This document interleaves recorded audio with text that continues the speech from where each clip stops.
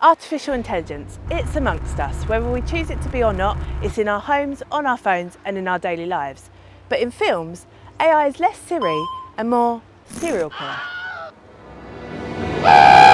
From murderous robots to Big Brother style overlords, horror loves to imagine what could go wrong with this type of technology, sparking a new or existing fear into all of us. But how much of this is just popcorn fiction and how much could actually happen? Can I have some more of that, please?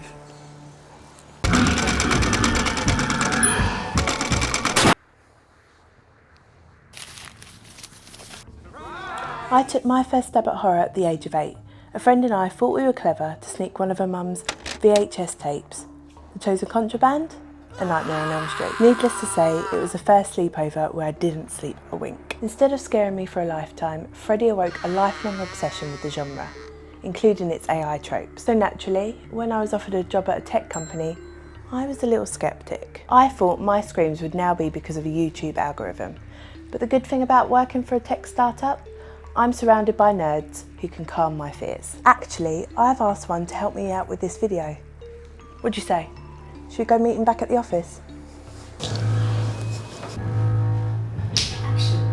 So here we have Graham, who has kindly agreed to help me put 5 typical AI horror tropes to the test. Are they terrifyingly possible, or do they stay within the realm of science fiction? Shall we find out? I have a wheel that's going to help us do that. Oh yeah. So we have the 5 horror tropes on here. I will give an example of a film that uses that trope and you'll explain or tell me your opinion on why that will potentially happen in real life. I can do that. Do you want to have a go? Yeah.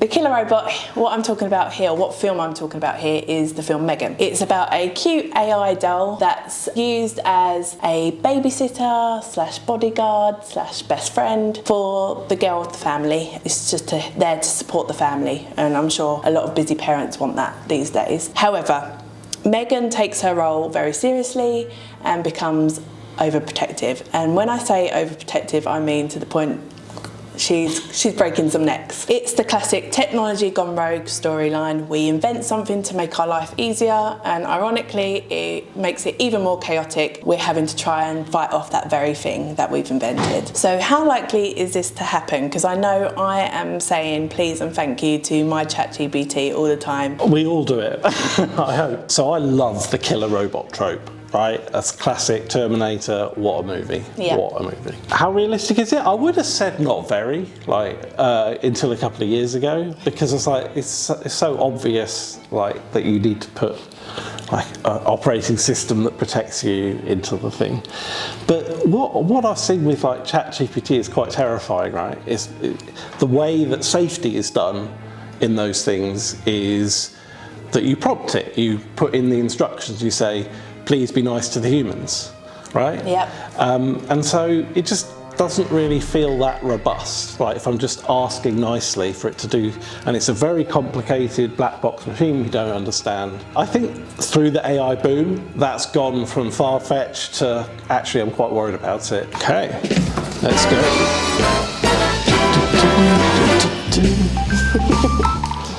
Big Brother. Big Brother. So the Big Brother trope, the Big Brother in the cloud, watching and recording everything we say or do. The film here that I'm referring to is the film Unfriended. It's about characters that are logged into a Skype call. Everything's filmed via the computer, and you see a mysterious user has logged on. They don't know who this is. The mysterious user then suddenly reveals secrets, exposing videos, and tensions rise, and one by one they end up being killed off. Could AI hack into our calls and start exposing all our deep, dark secrets? Yeah, I think it could really. Oh no, that's worrying. So I think the thing to be optimistic about here is it's not going to suddenly get worse overnight, because there's been scammers trying to hack into your email for 30 years, right?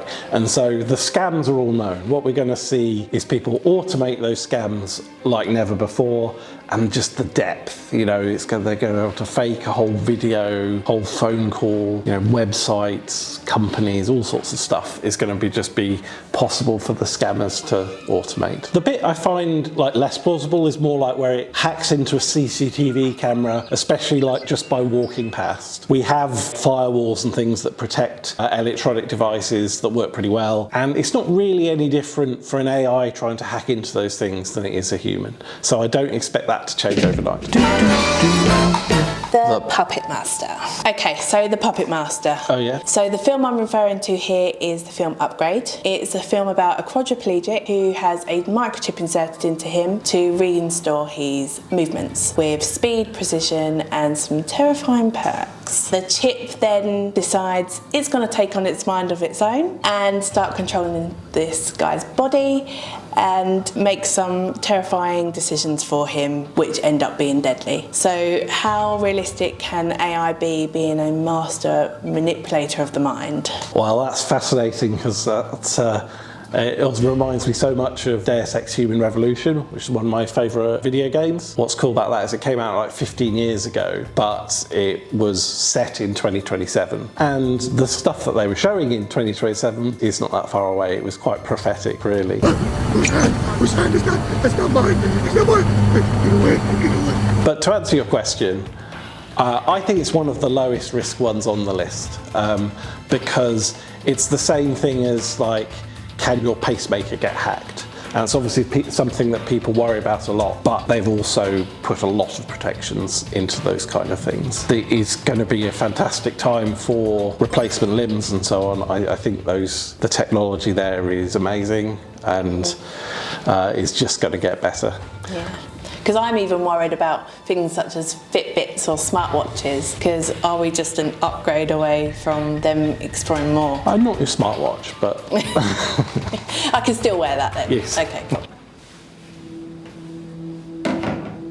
Deepfakes. So this one I think is a bit closer to home. I mean, we've all seen advertisements of a film that's not even coming out yet, or a message from a loved one that they never even sent. I mean, I've got one last week from a relative asking for money when it turned out to be a scam. The film I'm referring to here is called Afraid. It's about a friendly AI assistant that creates deep fakes, causes tension and spreads lies, and makes the characters lose sense of all reality. Aren't we in a world that we're already having to question whether things are real or fabricated? Absolutely. This one is unfolding live, the general public exposed to like this level of scam for the first time, and they're like unprepared, right? Mm-hmm. We have this war of attrition between, on the one hand, users who are sick and tired of like two-factor authentication and complying with really complicated password requirements, and on the other side you have scammers getting more and more sophisticated and using more and more AI to scale up what they're doing to another level. These guys haven't seen Will Smith eating spaghetti, and I wanted to put it in the video. So that's what we're going to do. Oh, that's hot. That's hot. Uncle Phil, come try this. So I know it's our last one, but we might as well spin it anyway. Absolutely. Do you want to take the last spin? Whee! So this one, cursed technology. So I've actually got 3 examples here.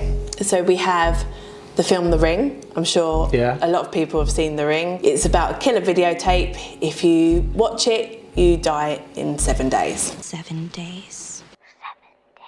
7 days. 7 days. 7 days. Then you have a video game called Stay Alive, which if you die within the game, you die in real life, the exact same way you die in the video game. And then the third one is the app called Countdown. So you have an app on your phone and it literally counts down the minutes till you become unalived. But the likelihood of technology turning demonic, I mean, how realistic is that? Demonic devices are not a new risk. We've been living with that for hundreds of years. But AI certainly brings a new twist, doesn't it? It's far-fetched, but still plausible that an AI could learn how to hypnotise us through the TV, maybe plant suggestions using subliminal messages. And that adds up to me to you know, Darren Brown AI, right? And that is terrifying. Let's be honest. Yeah. The last one, the countdown, is interesting because as a physicist, I can tell you that the second law of thermodynamics actually rules that out. That is one we do not need to worry about. Phew. So, here's the bottom line. Most of the scenarios we've discussed, they're not far-fetched, they're not science fiction.